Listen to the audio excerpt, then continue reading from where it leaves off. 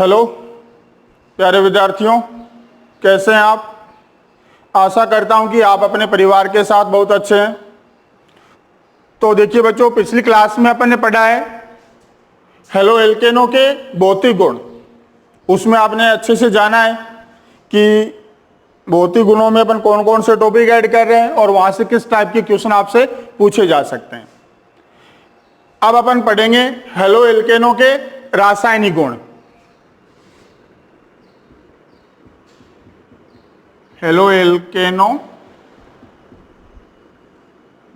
के रासायनिक गुण।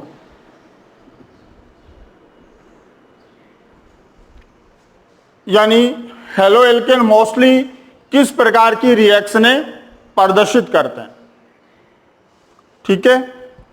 और इनके रासायनिक गुणों को अपने सिलेबस के अकॉर्डिंग कुछ पार्ट्स में डिवाइड किया हुआ है, जैसे विलोपन अभिक्रिया हो गई,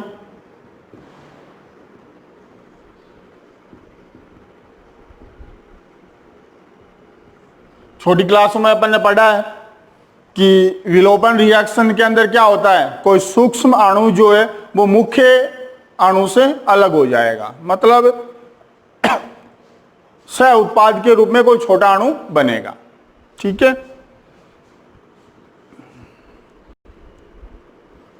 प्रतिस्थापन रिएक्शन, उसमें क्या होता है, ज्यादा क्रियाशील तत्व कम क्रियाशील तत्व को प्रतिस्थापित करता है। तो यहां अपने पास नाभिक स्नेही प्रतिस्थापन अभिक्रियाएं आ रही हैं।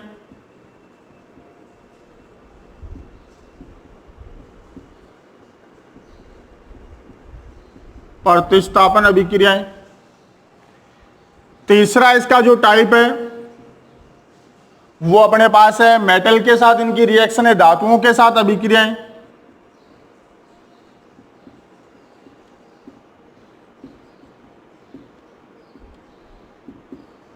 और चौथा टाइप जो बना हुआ है अपचयन रिएक्शन। तो ये चार प्रकार की अभिक्रियाएं हेलो एल्केनो के अंदर अपन पढ़ने वाले हैं। प्रत्येक रिएक्शन को आप काफी अच्छे तरीके से पढ़ेंगे। अच्छे तरीके से पढ़ने का मतलब हुआ कि उसके बारे में हर एक जानकारी आपके पास होनी चाहिए।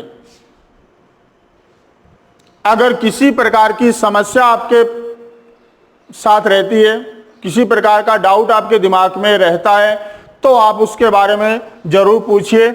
तो देखिए बच्चों, हेलो एल्केन के रासायनिक गुणों में ये जो चार टाइप के रासायनिक गुण अपन पढ़ेंगे बारी बारी से। तो पहले अपन पढ़ लेते हैं जैसे विलोपन रिएक्शन। तो एक बार मैं बाकी वाले हटा देता हूं।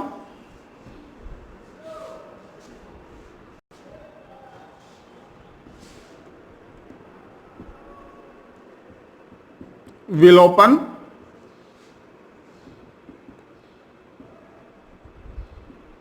अभिक्रिया।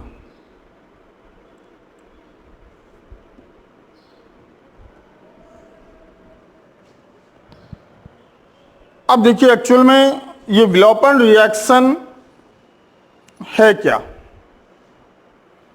डेफिनेशन के अकॉर्डिंग अपन जानते हैं कि इस रिएक्शन में क्या होना चाहिए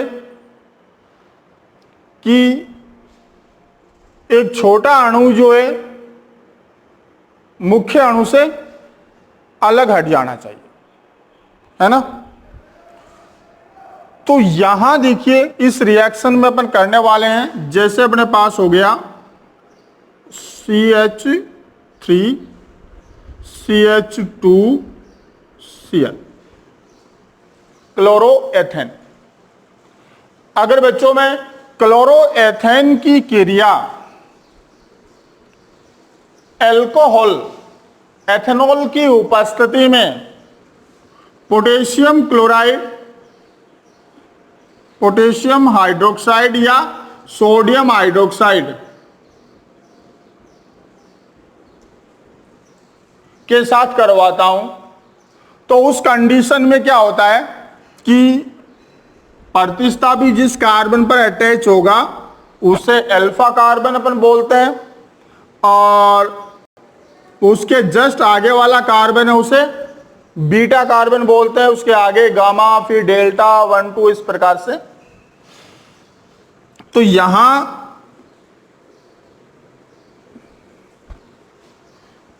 अल्फा कार्बन से हेलोजन और बीटा कार्बन से हाइड्रोजन गायब हो जाएगी और अपने पास एल्किन बन जाएगी,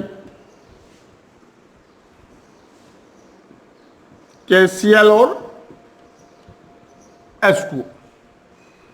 ये अपनी बीटा विलोपन, इसे विलोपन अभिक्रिया को बीटा विलोपन अभिक्रिया भी अपन बोलते हैं। कौन सी रिएक्शन बोलते हैं इसे? बीटा विलोपन अभिक्रिया।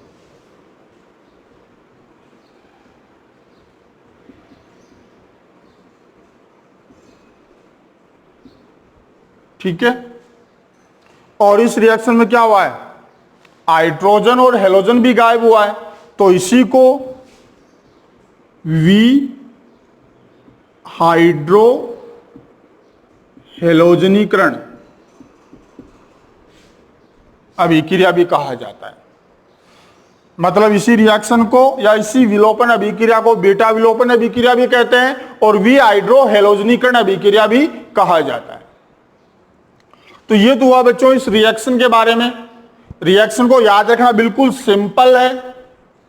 क्या करना अपने को? अल्फा कार्बन से हेलोजन हटा देना है और बीटा कार्बन से हाइड्रोजन हटा देनी है और कार्बन कार्बन के बीच एक पाई बॉन्ड बना देना है।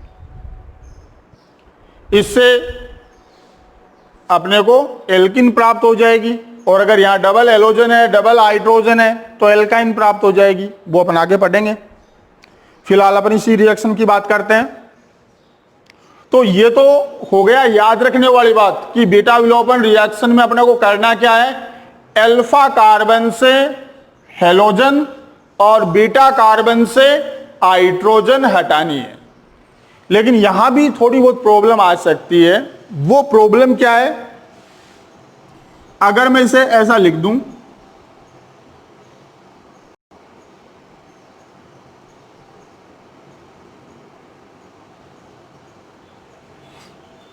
या चलो मैं इसको एक बार आगे बढ़ा देता हूं।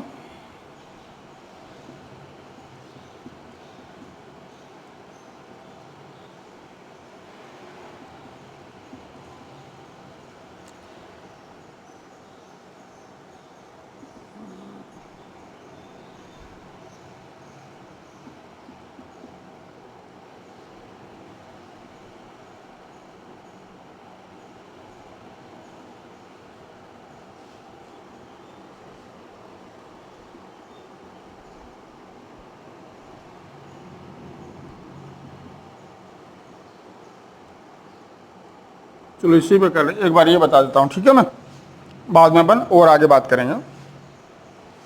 अगर मैं इस रिएक्शन की बात करूं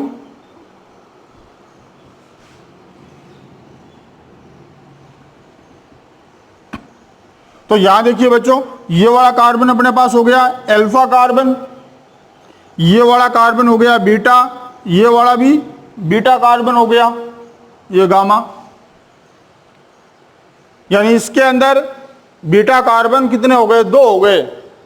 अपन क्या जानते थे कि अल्फा कार्बन से हेलोजन हटा लेंगे और बीटा कार्बन से हाइड्रोजन हटा लेंगे, है ना। तो उसी नियम का पालन करते हुए अगर मैं इसका प्रोडक्ट बनाऊं, इस बीटा कार्बन से अगर मैं हाइड्रोजन हटाता हूं तो मेरे पास क्या बनता है? CH2 double bond CH2 CH3, ये एल्किन प्राप्त होती है। और यदि मैं इस बीटा कार्बन की हाइड्रोजन हटाता हूं तो मेरे पास क्या बनता है? CH3 CH double bond CH3 plus हो गया मेरे पास KCl और H2O। यहां मेरे पास बनता है ब्यूट 1इन और इस बीटा कार्बन की अगर मैं हाइड्रोजन रिमूव करता हूं तो यहां मेरे पास बनता है ब्यूट 2इन। क्लियर? तो यहां देखिए, एक प्रोडक्ट आपके पास मेजॉरिटी में होगा और एक बहुत ही कम मात्रा में होगा। तो यहां कौन सा मेजर प्रोडक्ट बनेगा? ब्यूट 2 इन वाला। और ये आपको कौन बताता है? सेटजेफ नियम। कौन सा नियम बताता है? सेटजेफ नियम। इसे सेटजेफ भी लिखा हुआ मिलता है, दोनों एक ही है। तो देखिए बच्चों, सेटजेफ नियम क्या कहता है कि यदि एक से अधिक एल्किन बनने के चांसेस हों, यदि एक से अधिक एल्किन बनने की संभावनाएं हों, तो मुख्य उत्पाद के रूप में वो एल्किन बनती है जिसमें द्विबंधी कार्बन पर एल्किल समूह की संख्या अधिक हो। डबल बॉन्ड वाले कार्बन पर एल्किल समूह की संख्या अधिक हो। समझ गए बात को? क्या कहा सेटजेफ ने कि यदि एक से ज्यादा एल्किन उत्पाद पॉसिबल हैं, तो कौन सा एल्किन उत्पाद मुख्य उत्पाद होगा जिसमें डबल बॉन्ड वाले कार्बन पर एल्किल ग्रुप जो है वो ज्यादा हो। यहां देखिए बच्चों, इस डबल बॉन्ड वाले कार्बन पर, डबल बॉन्ड वाले कार्बन है, इस पर कितना एल्किल ग्रुप लगा हुआ है? एक लगा हुआ है। यहां देखिए, इस डबल बॉन्ड वाले कार्बन पर कितने एल्किल ग्रुप लगे हुए हैं? एक ये लगा हुआ और एक ये लगा हुआ है, यानी टोटल कितने लगे हुए हैं? 2 लगे हुए हैं। छोटा बड़ा नहीं कहा उसने कि छोटा एल्किल ग्रुप होगा या बड़ा एल्किल ग्रुप होगा। उसने क्या कहा कि जिस पर एल्किल ग्रुप ज्यादा होंगे वो आपका मेन प्रोडक्ट होगा। तो इसका मतलब यहां 2 एल्किल ग्रुप हैं और यहां 1 एल्किल ग्रुप है, इसलिए सेटजेफ नियम अकॉर्डिंग अपना मेन प्रोडक्ट कौन सा होगा? ब्यूट 2 इन होगा। क्लियर? और भी आप एग्जांपल ले सकते हो इसमें।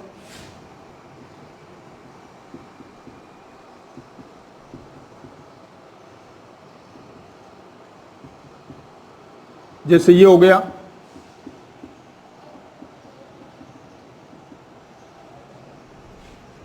अल्फा, बीटा, बीटा और बीटा कार्बन।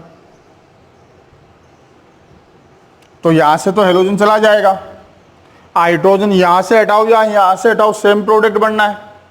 तो अब अपन बात करें कि यहां से हटाएं या यहां से हटाएं, तो वही सेटजेफ नियम यूज करेंगे। अगर मैं यहां से हटाता हूं तो मेरे पास क्या बना? CH2 डबल बॉन्ड,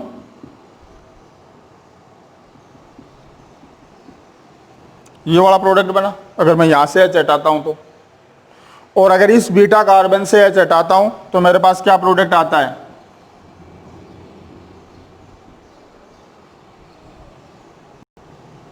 ये वाला आता है। यहां देखिए, डबल बॉन्ड वाले कार्बन पर कितने एल्किल ग्रुप हैं? एक और एक, 2 एल्किल ग्रुप हैं। यहां डबल बॉन्ड वाले कार्बन पर कितने एल्किल ग्रुप हैं? 1, 2 और 3 ग्रुप हैं। तो इसका मतलब अपना मेजॉरिटी में कौन बनेगा? ये वाला बनेगा। समझ गए आप?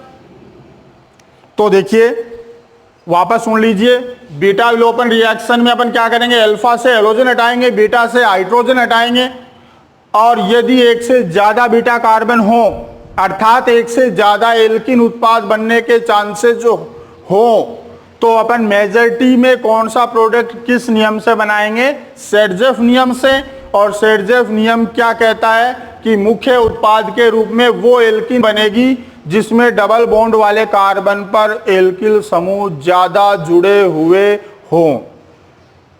क्लियर? तो ये बच्चों आपके बीटा विलोपन रिएक्शन। अब यहां बात ये आती है कि ये बीटा विलोपन रिएक्शन ऐसे कैसे हुई है, क्योंकि ऐसी एक रिएक्शन अपन नाभिक स्नेही प्रतिस्थापन में पढ़ेंगे, वहां अलग प्रोडक्ट बनाएंगे, अलग तरीके से बनेगा। यहां ऐसा क्यों हो रहा है? एक्चुअल में मेरे को पहले नाभिक स्नेही प्रतिस्थापन आपको बतानी थी, उसके बाद ये बीटा विलोपन आसानी से समझ में आती है आपके। लेकिन चलो अब ये स्टार्ट कर ही दिए तो अब अपन इसके बारे में थोड़ी बात कर लेते हैं कि एक्चुअल में ऐसा क्यों होता है, एल्कीन मुख्य प्रोडक्ट के रूप में क्यों बनी। और यहां एक छोटी सी बात और मैं आपको बताना चाहता हूं कि इसे बीटा विलोपन रिएक्शन क्यों कहा जा रहा है। यहीं से अपना आंसर स्टार्ट हो जाएगा, क्योंकि अगर अपन ये कहें कि बीटा से हाइड्रोजन हटाए तो अल्फा से हेलोजन भी हटाए, इसे अल्फा विलोपन भी बोल देते। बीटा विलोपन ही क्यों कहा? तो उसका रीजन ये है कि ये रिएक्शन जो है ना, ये बीटा विलोपन यानी बीटा कार्बन की हाइड्रोजन के विलुप्त होने से स्टार्ट होती है। पहले बीटा कार्बन की हाइड्रोजन विलुप्त होती है और उसके बाद यहां से हेलोजन जाता है। यानी रिएक्शन स्टार्ट होने का मेन कारण कौन रहा? बीटा कार्बन की हाइड्रोजन का गायब होना। इसी वजह से इस रिएक्शन का नाम क्या पड़ा है? बीटा विलोपन अभिक्रिया। अब देखिए बच्चों, ये रिएक्शन हुई कैसे, वो अपन इसके बारे में बता देता हूं थोड़ा आपको। अगर एक बार में समझ में नहीं आए तो आप वापस पूछना, क्योंकि ये थोड़ा सा डिफिकल्ट है और वैसे कोई विशेष ज्यादा भी नहीं है। तो यहां देखिए बच्चों क्या हो रहा है, अपने पास ये जो रिएजेंट अपन ने यूज किए हैं, जो अभिकारक इसमें अपन ने डाले हैं, हेलो एल्केन डाला है, पोटेशियम हाइड्रोक्साइड डाला है, एथेनॉल डाला है। तो एक्चुअली क्या है, जैसे पोटेशियम हाइड्रोक्साइड का जो अपघटन है वो किस रूप में होता है? K+ और OH- में होता है। क्लियर? इसी के साथ एथेनॉल जो है, इसको मैं थोड़ा ओपन कर देता हूं, इसका जो विलोपन होता है वो किस रूप में होता है?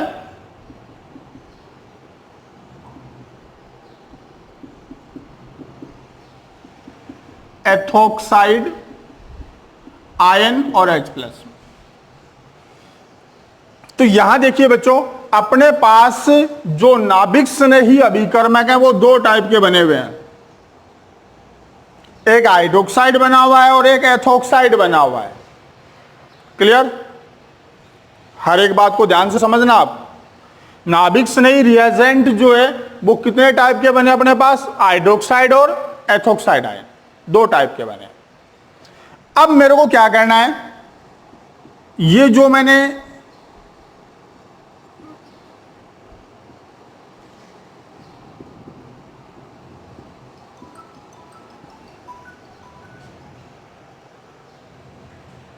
क्लोरोएथेन लिया है तो मैं इसके बारे में थोड़ा लिख लेता हूं कि कहां कहां कैसे चार्जेस हैं। तो क्लोरीन पर अपन जानते हैं बच्चों नेगेटिव चार्ज है, कार्बन पर पॉजिटिव चार्ज है। प्रेरणिक प्रभाव आपने 11th में पढ़ा है, इस कार्बन पे पॉजिटिव होगा तो इस कार्बन पर भी पॉजिटिव होगा, इसके आगे वाले कार्बन पर और कम पॉजिटिव होगा। सिमिलर यहां H पर भी पॉजिटिव आएगा, इस H के कंपेयर में इस H का पॉजिटिव थोड़ा कम रहेगा, और आगे H पर जाएंगे तो और पॉजिटिव कम होता जाएगा, है ना। अब जब हाइड्रोक्साइड आयन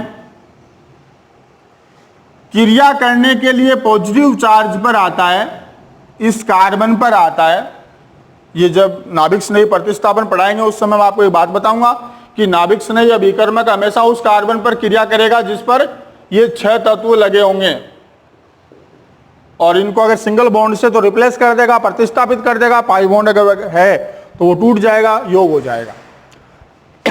तो इस नाभिक स्नेही रिएजेंट को कहां क्रिया करनी है? इस कार्बन पे, और यहां 2 इलेक्ट्रॉन देने। नाभिक स्नेही अभिकर्मक रिएक्शन में कितने इलेक्ट्रॉन देता है? 2। कहां काम करता है? प्लस पार्ट पर, प्लस इस कार्बन पर है तो ये इस कार्बन पर आकर क्रिया करेगा। जैसे ही मैंने आपको बताया था कि 2 इलेक्ट्रॉन अगर कहीं भी जाते हैं वहां नेगेटिव चार्ज बन जाता है, और जहां से जाते हैं वहां पॉजिटिव चार्ज बन जाता है।